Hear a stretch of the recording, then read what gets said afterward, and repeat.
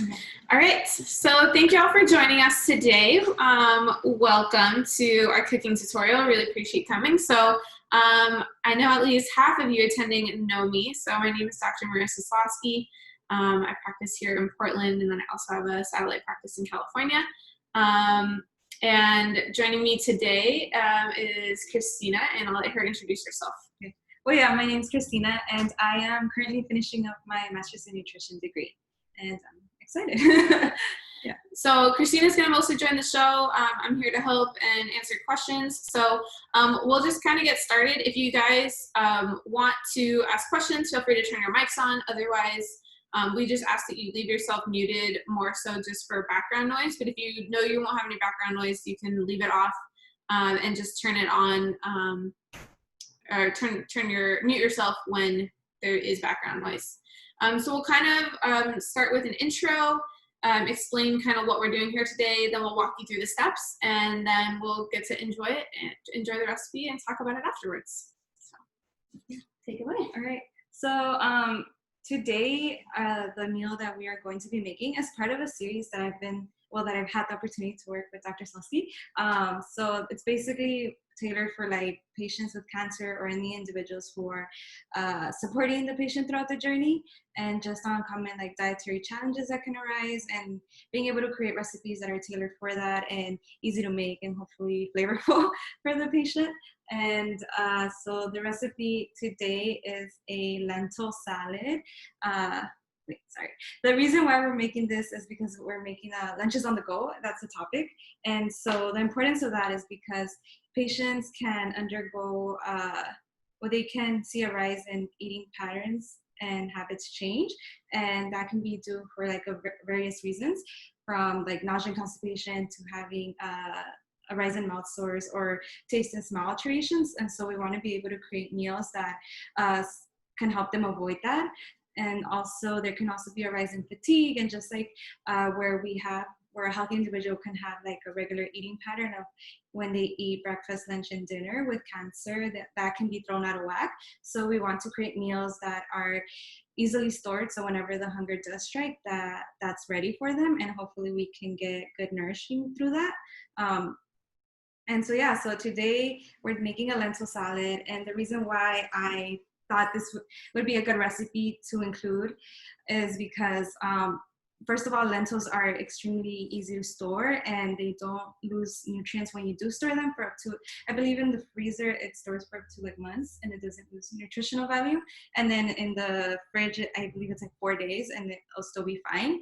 And then on top of that, I wanted to be mindful of the amount of sugar that was going into the recipe, and lentils have they're really low in sugar, as well as have a low glycemic index. So what that means is basically when we eat the food, it doesn't modulate our plasma glucose levels, and so that can help with like stability. And then the next reason was some of the herbs and spices can help with like digestion. And I can go through that when we go through the recipe. But yeah, those are the main reasons why I decided this recipe would be good. And yeah, and I also think it's like pretty flavorful and easy to make. Kind of easy to make, but upfront it does take a while to make, but it stores well, so whenever you are hungry, you can just grab that on the go and take it with you. Yeah, we can get started. Okay, yeah. So we are going to start first boiling the water. Yeah. So we want to boil about 5 cups of water, or just enough water to cover the lentils that we are going to eventually be putting into the pot. Oh, sorry. Yeah, water's. Okay, so our water's boiling already. And did those get rinsed off? Yeah. So these are. Do you want to talk about soaking? Yeah. So yeah, these are soaked and rinsed. Yeah. And if you haven't already rinsed your lentils, right now is a good time to rinse them. But a little bit of the reason why we do soaking is because they have lentils and legumes in general have anti-nutrients in them, and they can bind to minerals like magnesium, iron, and calcium. And so when they bind to them, they become unavailable for us. And by soaking, we're able to reduce the anti-nutrients in the lentils about 30 to 80%. It depends on the legume. And yeah, so with good preparation, we can enjoy more of the nutrients. Yeah. And I'd say too, this is just like the way, just a cooking. So sometimes it says bring the water to boil and then add stuff, but I find if you add it and then bring it to boil, it doesn't really matter one way or another. So I might just add them right away. All right, so then we're gonna add them, and then we can also just gather everything else that we're going to put into the pot. So I am going to start with the garlic. And in total, we're using 4 garlics in this recipe, 2 in the lentils and then 2 in the vinaigrette. So I'm just going to go ahead and smash them right now. And I remember this time to do it early on in the recipe. So we want to go ahead and like mince or smash the garlic that we're going to use about like 10 to 15 minutes before we use them. So that way we can activate the phytonutrients in the garlic, and yeah.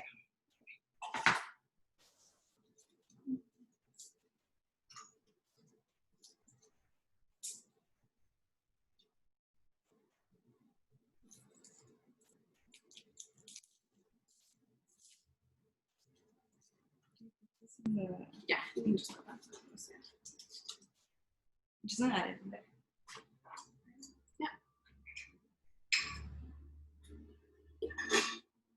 And then we're also adding 2 bay leaves.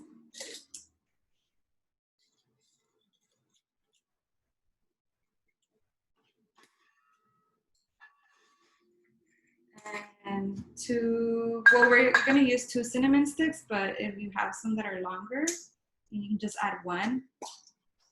Yeah, these are just really small. And it might seem weird that you're putting cinnamon inside with lentils, but it works.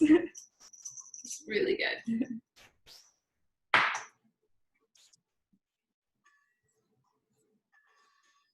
And oregano. Oregano. 1/4 of a teaspoon. Yeah, so that should be. Okay, there you go. So 1/4 of a teaspoon inside with the lentils.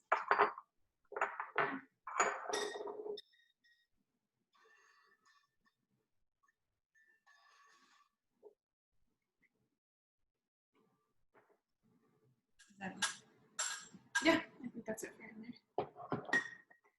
Cool. So then we can, while we're waiting for the lentils to cook, we can go ahead and just chop our vegetables. Yeah, if you want to talk about the vegetables well, and I'll chop away. Okay.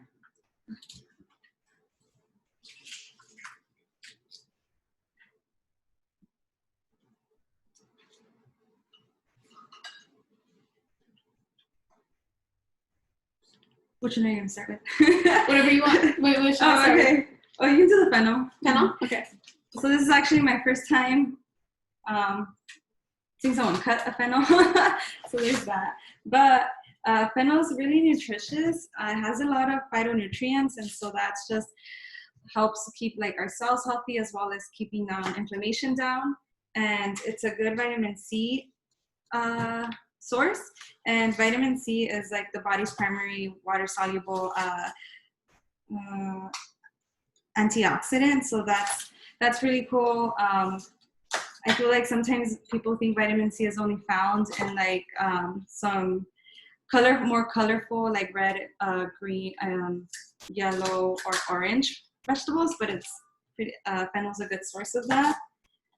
Do you have any?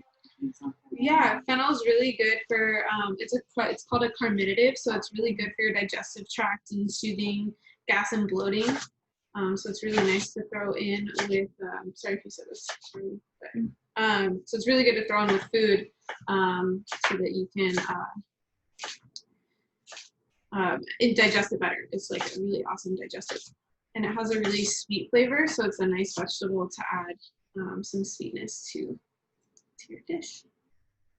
Do you want to talk about just like the size that they should cut? Cut things. So for us, we want to keep it uniform and just keep it in small bits, so that way, yeah, so it can be a good size with the lentils, and then with, yeah, like they're kind of like bite size, I would say.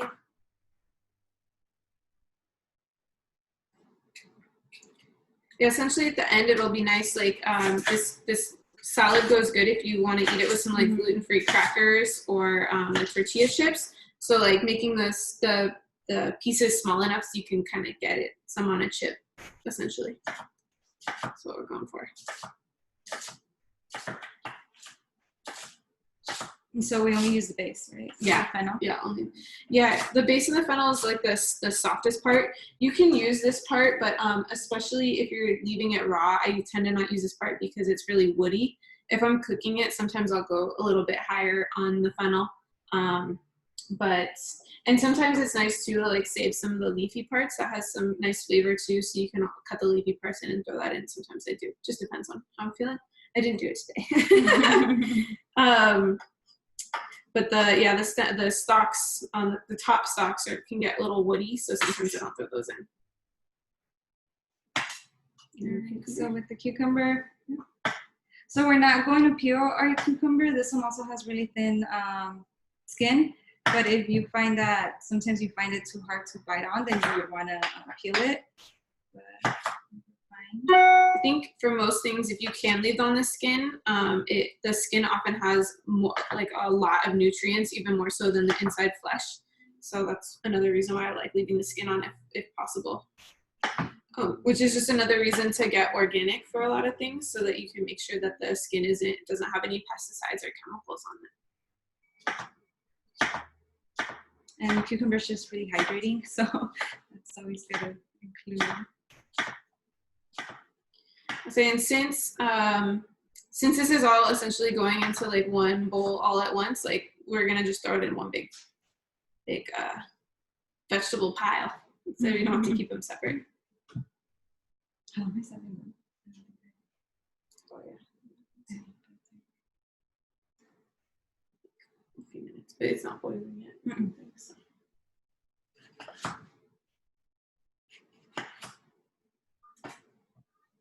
I don't think I talked on the ingredients in the pot.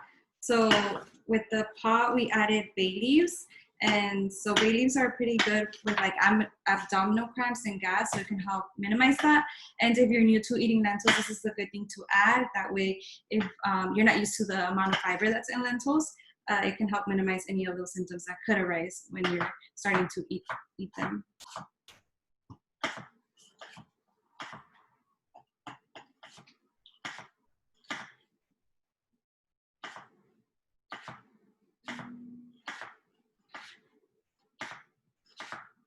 Lots of cucumber.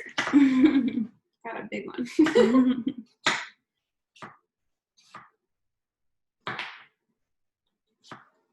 All right.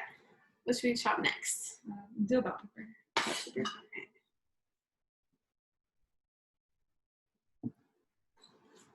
All right, so next we're doing pepper. So for this recipe, you can throw in other vegetables too. These are just so we today picked carrot, fennel, and bell pepper as our vegetables, but you could do it with zucchini works really well. Red onion would work really well. Celery, I think, works well too. Yeah. Unless you don't like celery, then you can go with a different green.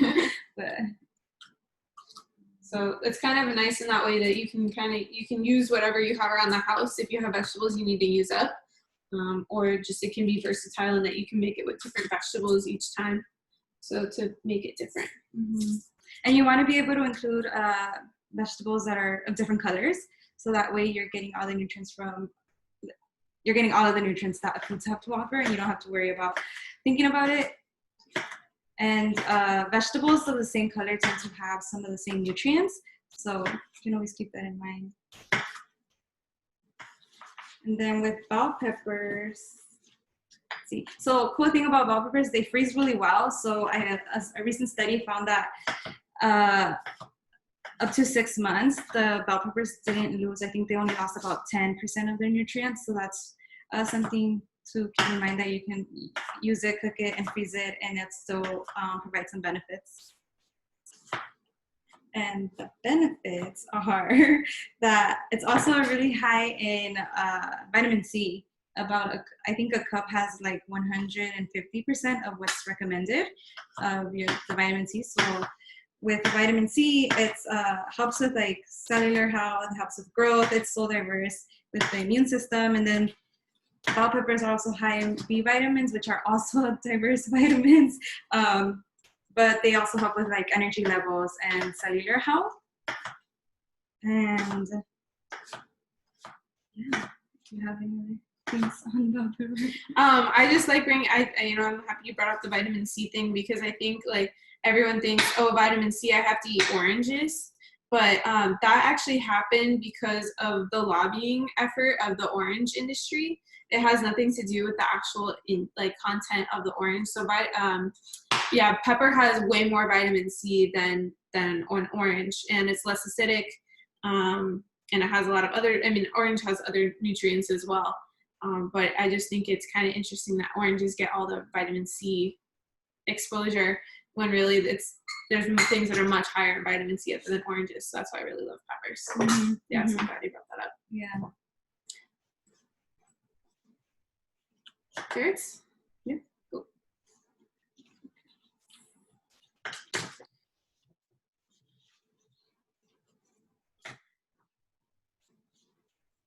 So again, not peeling the carrots.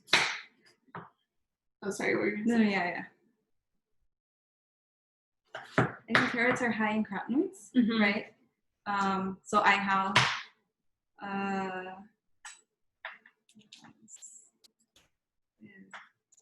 don't know from my top of my head any specific studies.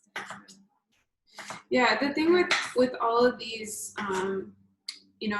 as Christina was saying, with all the phytonutrients and all the different colors, they all have antioxidant properties, which really helps maintain healthy cellular health, which really helps also then maintain healthy growth patterns of cells. And in cancer, what happens is the cells essentially stop their turning off signal, so they just keep growing and growing and growing. And antioxidants can really help re-regulate cellular function so that doesn't happen. That's why phytonutrients are awesome. Ooh, God, that's... Now it's boiling. All right. And then one thing with carrots, if you find like it's hard to bite into, you can always use a grinder to make or a shredder, yeah. Or a shredder, so that way it doesn't seem hard to bite into. Should we shred some of them just to show? Yeah. Since I'll do the ends. Yeah, so we can shred some of them just as a...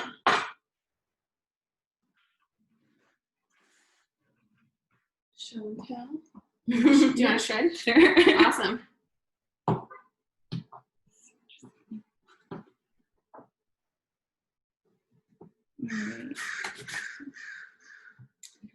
And then here, and you kind of have to like hold it open. Yeah. Okay. It is a block though. So as she's doing that, I'm gonna start kind of prepping the ingredients for the marinade or the salad dressing that goes, the vinaigrette that goes on it, just because once the lentils are cooled, we're gonna want to get that, we're gonna want to have that ready. So the first thing I'm gonna do is zest some lemons, and we want about 1 tablespoon of lemon zest.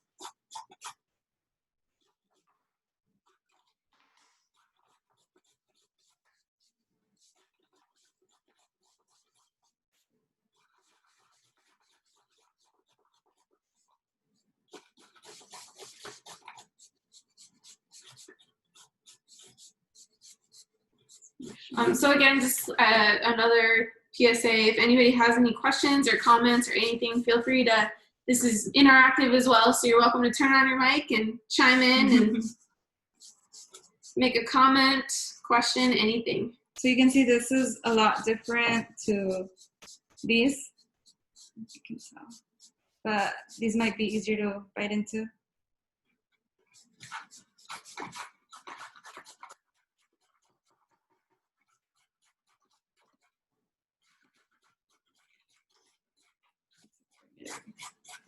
Okay.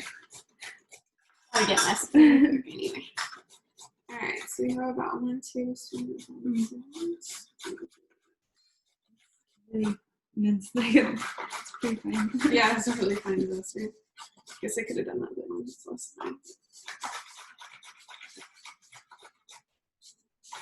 The lemon juice in it, because there's a lot of lemon in the dressing and the vinaigrette, also helps preserve it in the fridge. It'll help keep it fresher longer.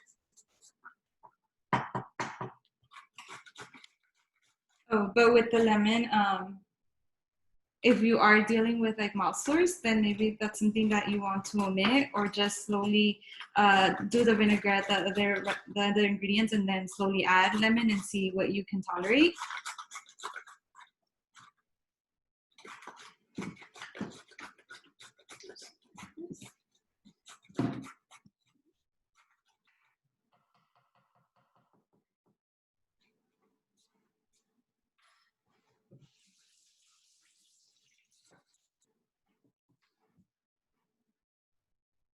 And then the parsley. Yeah, but I think we should make the vinaigrette first, because that will be done soon. All right, so the next part of the vinaigrette is some mint leaves. So we're gonna throw in a lot, because why not? We both enjoy mint, so there's no surprise there with the flavor. And then 2 garlic cloves. And how much? A tablespoon. So I would do 2 teaspoons to a tablespoon of maple syrup. So the original recipe didn't call for maple syrup, but I find it really helps balance the lemon juice. The lemon juice on its own can be, because there's quite a bit in this recipe, which is awesome, it can just get a little acidic. And so adding in some maple syrup really helps balance it. And maple syrup is also a really great sweetener to use. More so than sugar or anything, because it also has some minerals in it. It's not as processed. It's kind of straight from the tree. Especially if you get grade B maple syrup, it's even less processed and has more minerals. So that's what I really like using if I'm going to use a little bit of sweetener. And again, it's not going to make it sweet. It's just really going to help balance the lemon juice.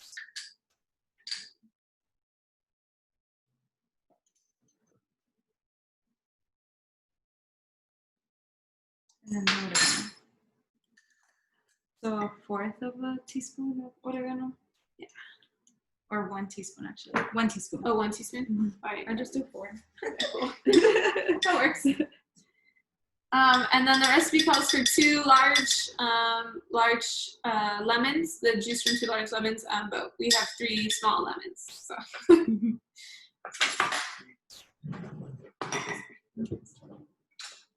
Are the lentils? How long have they been? Not quite. They've been like 10 minutes since the last time we checked the class. And then there's also paprika. We're using smoked paprika, and there really isn't an amount that it calls for. It's really up to your preference. But how do you feel about paprika? I love it. Oh, okay. I love paprika. It's my favorite spice. Just gonna there.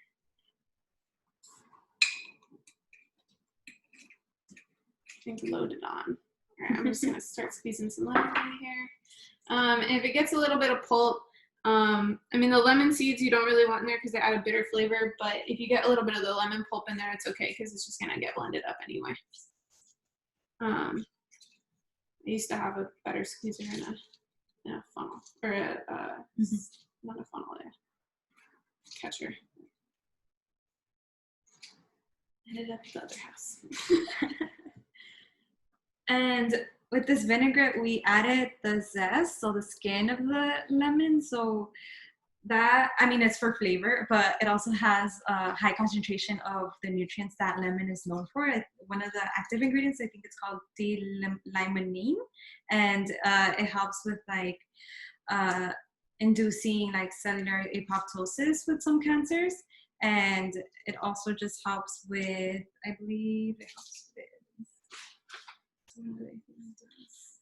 but in most of our citrus fruits, a lot of the concentration when we look at the studies, they're found on the skin. So whenever you do get the chance to ever like include the skin, it's good.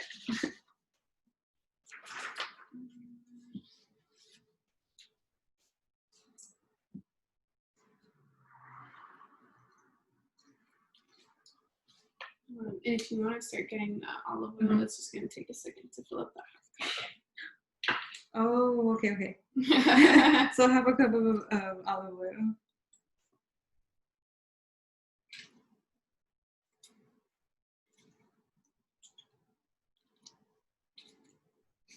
Yeah, it's really slow. I should start now.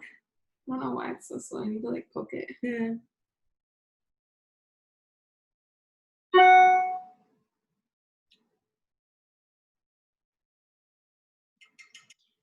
One thing I forgot to mention, when you're boiling your lentils, they're really receptive to flavor in that phase. So if you know you enjoy a certain spice, then it would be best to like add it in when it's boiling. No, that's a good tip. I didn't know that. So it's good versus adding it after. I like that. I do that with quinoa because I find that quinoa really takes on flavor and it kind of people think it's boring on its own. So I cook it, I cook it like with salsa. Oh, and it makes I've it never really, done that. really flavorful. I add cilantro to it. And yeah.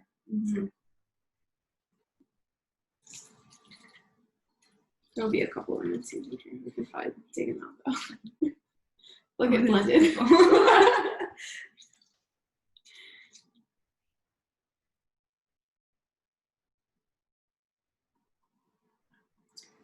It'll be fine, right? Yeah. Okay. So I'm going to add the half a cup of olive oil.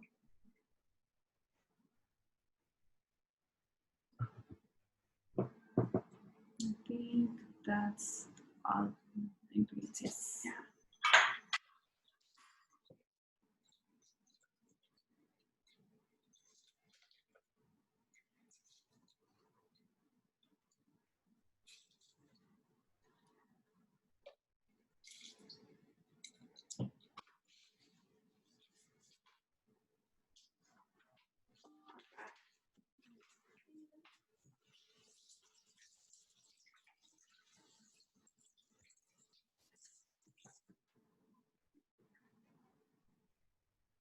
And then I'll switch sides with you. Okay. I was going to say, I don't know how to use your buttons.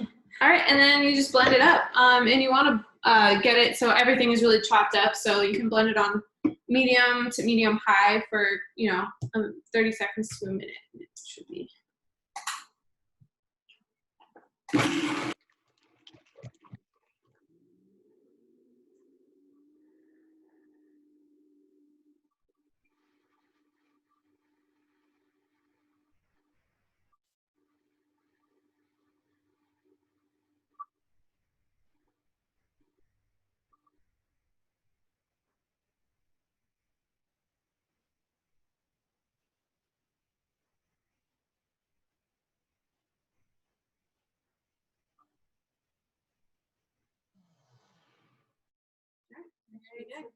The lentils are ready to go.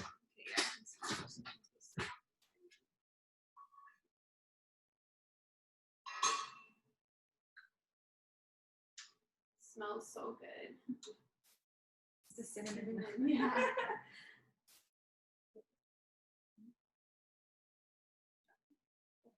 So now that the lentils are done, we are going to strain them and then discard the other things that we may have added to the pot.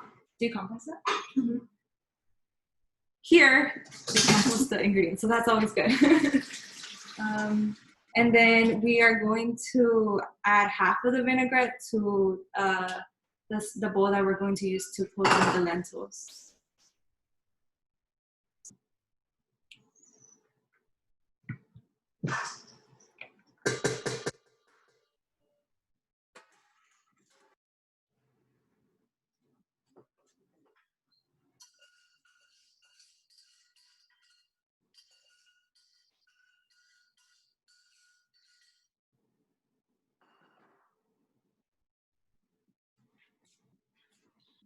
So I recommend using it. I recommend using a really big bowl when you're gonna cool them. So we're gonna mix the vinaigrette in before I do this. But what I do, so like when I do this with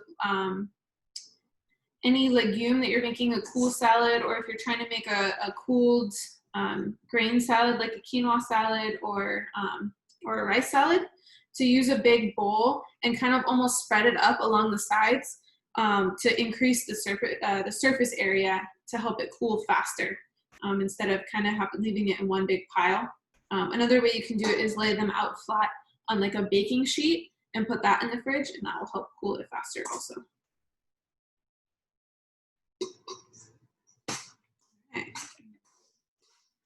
So about half.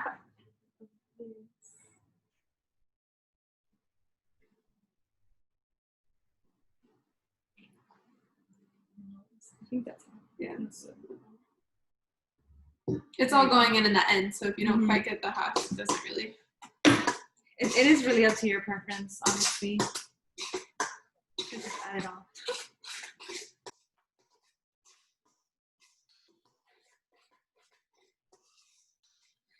If you have a lot of extra time, I do recommend letting this sit out longer before you put it in the fridge, just because your fridge will use less energy trying to cool it down. But since we're trying to be time sensitive for this recipe and what we're doing today, we're gonna put it right in. But in general, if you have the time, you can let it sit longer. All right, so yeah, I'm just gonna spread it out as much as possible to try to build the surface area.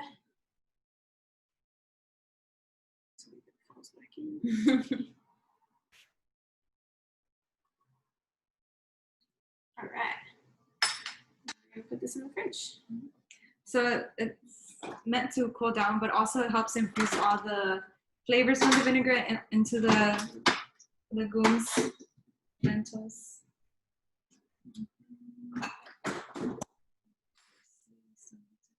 Yeah. All right. I'm just gonna clear some. Yeah, you're welcome to. Do you want me to start it? Sure. Okay.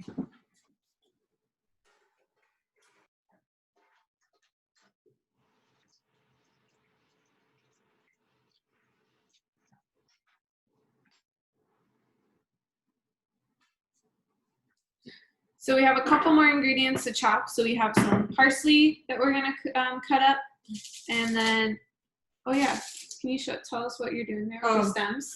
That's a great trick.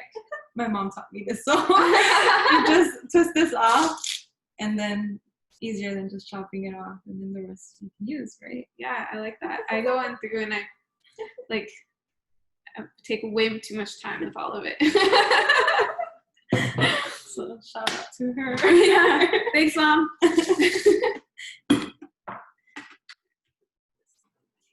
Just use all of this, right?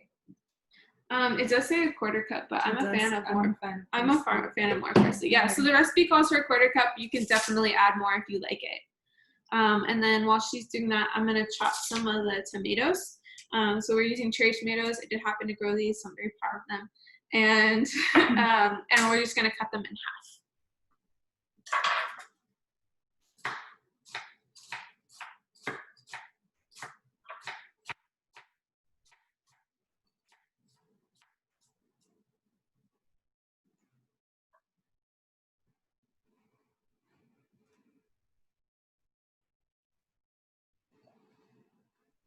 What other kinds of things do you like to make with parsley?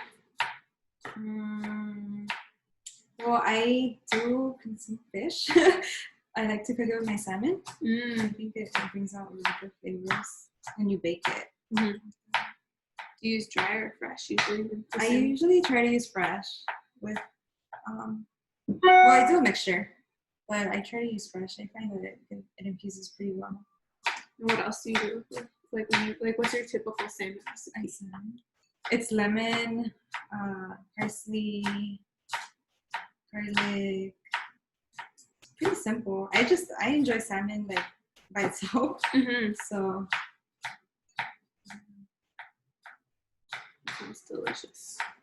What do you do with parsley? I like making scallops. Scallops? Yeah. So I'll do like some olive oil, or I use vegan butter because I don't do dairy, but some butter with some parsley. It's kind of similar, like parsley, lemon. I'm just gonna go. Yeah, parsley, lemon, paprika, like that's pretty much it. Sometimes Right? I'll throw it. Yeah, I mean like that's like all you need. Yeah, a little bit of salt, pepper. Also too, making chimichurri is really good. Oh, okay. That's true. That's like the base of chimichurri, isn't it? Yeah, parsley and cilantro.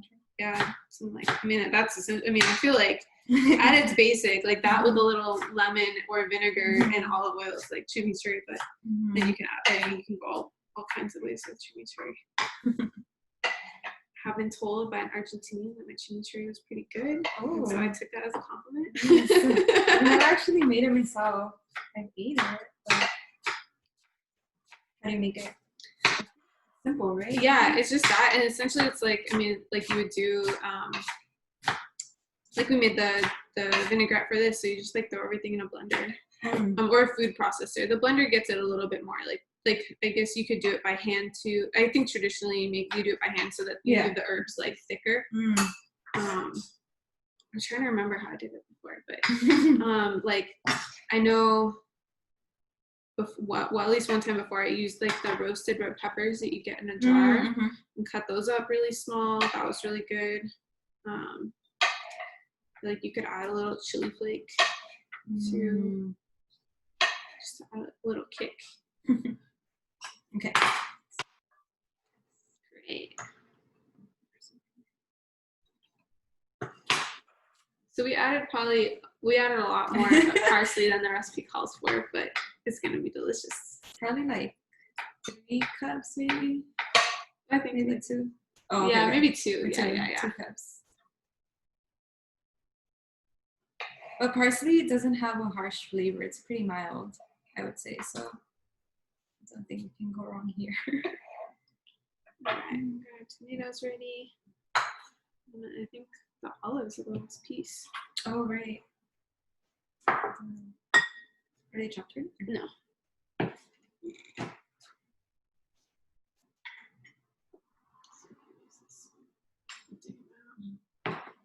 You only need a 1/4 cup. I can do this if you want. If you have anything else you want to talk about. One thing with parsley and oregano, both of them, and I believe cinnamon as well, they're nuclear factor kappa B regulators. And so that's pretty awesome because NF-kappa B is, it helps initiate different pathways, different inflammatory pathways in our body. And so with them being regulators, it can help minimize that systemic inflammation that we can see, as well as the, I believe, transformation, right? From being healthy cells to... Yeah, or regulate cell proliferation. Regulate cell proliferation, yeah. But yeah, so that's cinnamon, oregano, and parsley. And then another thing I wanted to add with like, during the cooking process, if you need more help with like digestion, you can go ahead and add different roots. So some of them are ginger and turmeric. They can help with increasing your digestion of the legumes. And one thing with those is that they do have a pretty strong flavor. So if you're not very fond of it or you're new to it, then maybe adding just a little piece of it, like I would say no more than 1/2 inch. And you don't have to peel it since you're eventually going to take it out. And another one is the seaweed called kombu. That one also helps with digestion and then also helps salt your food in a natural way. So that's pretty cool. And it has these other minerals. I think it has like iron, potassium, Iodine. Yeah, iodine. And so that one doesn't change the flavor. So that's one thing that you're concerned about with your food. Then you can probably go with kombu. And then another one is this herb called epazote. And so that one is an herb. It's part, I believe, of the goosefoot family, which is also part of like the beets and spinach and quinoa, I think. And that one helps with, again, with digestion. And then also it doesn't change the flavor profile of your food. So if those are concerns, then you would want to go with like kombu and epazote. And if not, then ginger and turmeric are good ones to add. Do you have any others that you know? No, I think those are great. Yeah, that would be. Yeah, so those are really good to include, especially if you are new to eating legumes. Either way, they doesn't do harm to add them into. Yeah, and I didn't know that fact that you brought up about how if you like that they absorb the flavor really well. That was new to me, so that's awesome because then all those flavors are really good. But if you had turmeric too, like turmeric root, it would be really good too. Yeah, but definitely you need to work up to the taste of turmeric. I feel. Yeah, that's fair. It's a harsh flavor. But yeah. So what else? Yeah.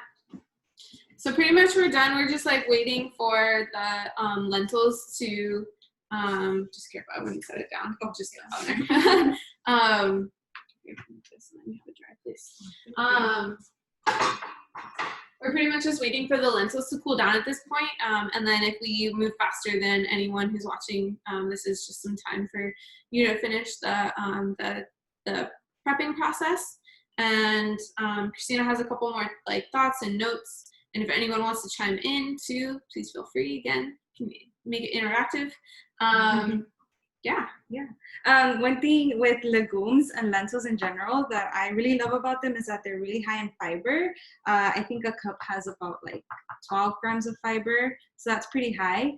And with that, there's so many things. It helps how we react to the carbohydrates and the glucose in our plasma blood glucose levels. So it helps modulate that. And then fiber helps, I don't know if you all are aware, but of the bacteria in our gut. It helps feed the bacteria in our gut and helps create like a healthy environment. And the bacteria in our gut just plays so many roles in our bodies. So that's really cool. And usually we hear about foods being insoluble versus soluble fiber, and lentils are high in both.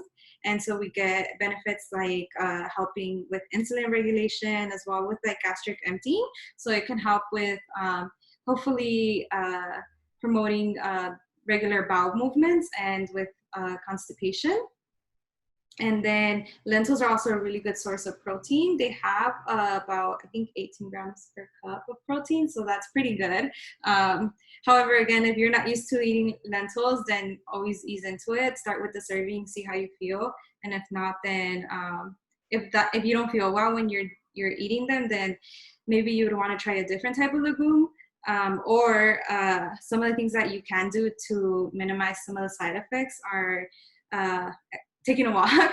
I think it helps with like bloating, and then also ginger and peppermint tea help with that, with minimizing, hopefully alleviating any symptoms if you aren't used to eating a lot of legumes. I don't know if there's any other. Yeah, those are good. Yeah, I mean also too like adding in, you know, like what we're doing, adding in fennel, adding it to the cooking process, like you already said. And then another thing with lentils is that they are not a complete protein. They are lacking in methionine. Methionine. Methionine. Yeah. That sounded weird. They're not a complete protein, and so one of the like misconceptions is that you need to be eating all of the essential. So a complete protein basically means that it has all the essential amino acids, and so the misconception is that you need to be consuming them all at the same time, when the most recent research says that you don't need to be consuming it at every meal. Rather, it's more of like a regular eating habit, and it'll be fine. So just for example, it used to be the thought was like if you have beans, you have to have rice or you have to have corn with it in the same meal in order to make it a complete protein. But as long as you're regularly eating both of those things, it doesn't have to be at the same time. So if you had like a like a congee for breakfast or something, or like a rice-based meal for breakfast or dinner, and you had like a big portion of rice at dinner, and you had a legume or a bean at lunch, kind of as long as you're getting it throughout the day, and you're not only eating legumes and no grain, or you're only eating grain without legumes, you get all of it. It doesn't have to do with absorption or consuming it with the same time frame. It's just you want to make sure that you're at least consuming all of them in general. I just want to point out real quick, I didn't really notice this, but with the yellow tomatoes, we have red, orange, yellow, green, and this is kind of like a purple. So we got lots of colors going on here. Anyway, so that's always good. Yeah. This is so pretty to look at. I don't know if they can see it. I think they can see it. Yeah. Let's see. And then there's things I didn't know that they're like cinnamon and parsley help with like appetite. They help stimulate it. They have this substance. I don't know if I'm going to pronounce it right, but it's called hydroxychalcone. Yeah, close enough. Yeah, good. Yeah, that's all. Yeah. So it helps with appetite stimulating. So if that is a problem, you can try to incorporate that into your cooking. Aside from like their flavor. Yeah. Oh, and one other thing I want to say about lentils is they're also a good plant source of iron. And so that's something, if you're doing a plant-based diet, that sometimes it's hard to get enough iron into your diet. So eating a lot of lentils, and then to make iron more absorbable from plant sources, using some vitamin C. So like in this sense, we're mixing it with lemon juice. So lemon juice is a really great way to get some vitamin C. Or some orange, or some red pepper that we're mixing with it. Having that, and this is in the same meal, that will help you absorb a lot of the iron from the lentils. Yeah. Also cooking, if you're cooking in cast iron kind of helps. I don't know exactly how much iron you actually get from cooking in cast iron, but this is one of the tips and tricks to boost iron. So if you're making a lentil dish, cook it in cast iron. We're not cooking, I mean, we're not really cooking this dish, so we didn't do it today, but like you can cook your vegetables in cast iron, add the lentils, add some pepper, and then you're good to go. Yeah, there's this really cool cast iron. It's like the shape of a fish. Have you seen it? It's like this nonprofit that came up with it. Yeah. Because they saw that it had benefits, and it was for, I forgot what country, but they saw that people weren't believing in them about this whole cast iron thing because it was new to them. And so they noticed that once they put it into the shape of a fish, then people were using the cast iron. Oh, yeah, awesome. That was really interesting. Yeah. Yeah, I recently just that's why my cast iron just like sits out now, because essentially it's the only thing that I use now. It helps with absorption. Yeah. And one thing with lentils is that you want to consume them about 6 months after buying them, just because they do kind of oxidize and dry out as the longer you have them stored. And then just the longer you have them, the longer it's going to take to cook. And then also things like having the skin on or skin off, or having them split will change the timing of how long you need to cook them. So just keeping that in mind.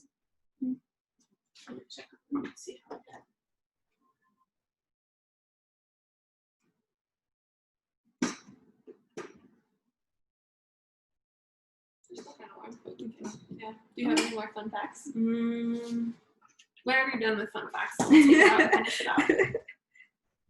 These are good facts. I think that's good. Okay. That's good. Yeah. All right, so for time's sake for the video, we're gonna pull it out. It could definitely stay in the fridge longer and get cool more, but it's not necessarily a problem to even mix the ingredients and finish it off and then put it back in the fridge, or take a small portion out to eat now and then keep the rest in the fridge to store for later. So that's what we're gonna do.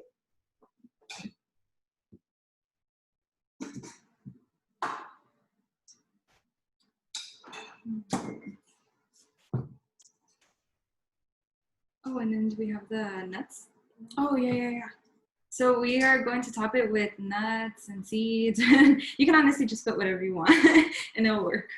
What are your favorite things to put on top? I like to put cashews. I feel like it brings in this little sweetness into the dish. So I enjoy that. And I consume dairy, so like feta cheese, I find that it's good too. Yeah.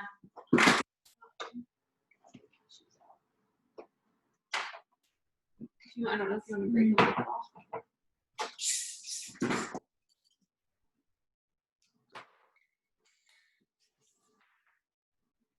And I really like olives, so I would add more olives, but I know Christina's not a huge fan of olives, so we didn't put a ton in there today. We added more parsley instead. I'm willing to try. No, it's all great.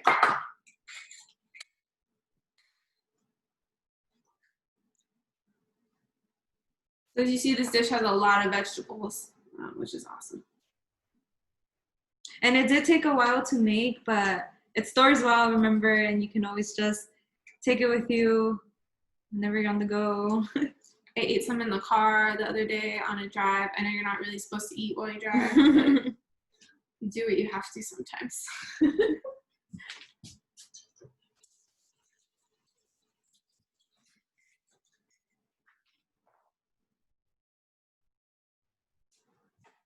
So my favorite way, this is what I did the other day, which was really good.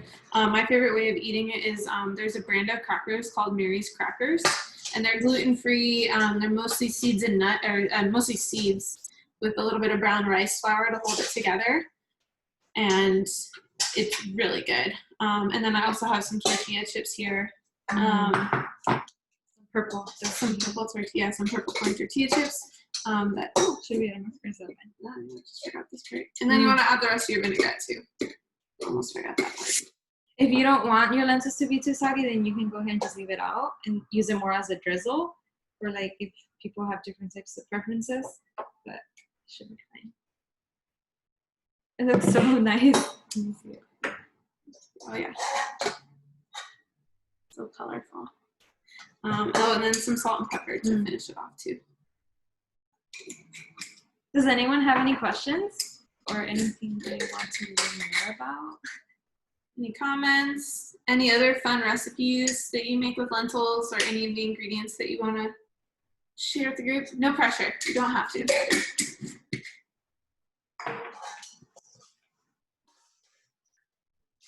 I have a fun fact. I mean, for now. Go for it. Does anyone know, or do you know, what are the what legumes are produced the most in the world? Girl, No. Take a guess. My guess is like black beans. There's two that like surpass them significantly. Is it lentils? No. Oh. It would have been a good coincidence, but no. Okay, my next guess is chickpeas. No. None of those? Oh, soy. That's one of them. Oh, okay. Yeah. I Soy. forgot Soy about is that. definitely one of them. Soy. There's so many reasons. Yeah, I mean, not for food consumption even really. Or meat. There's another one. Oh wow.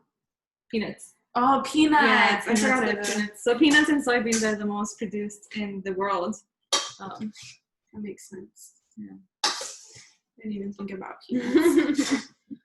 Forget it's a legume. Yeah.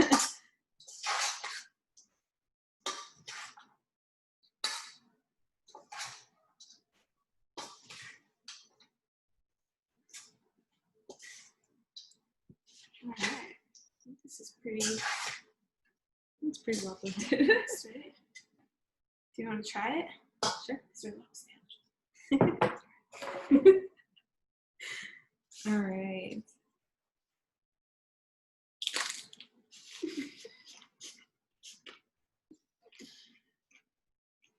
No, it tastes good.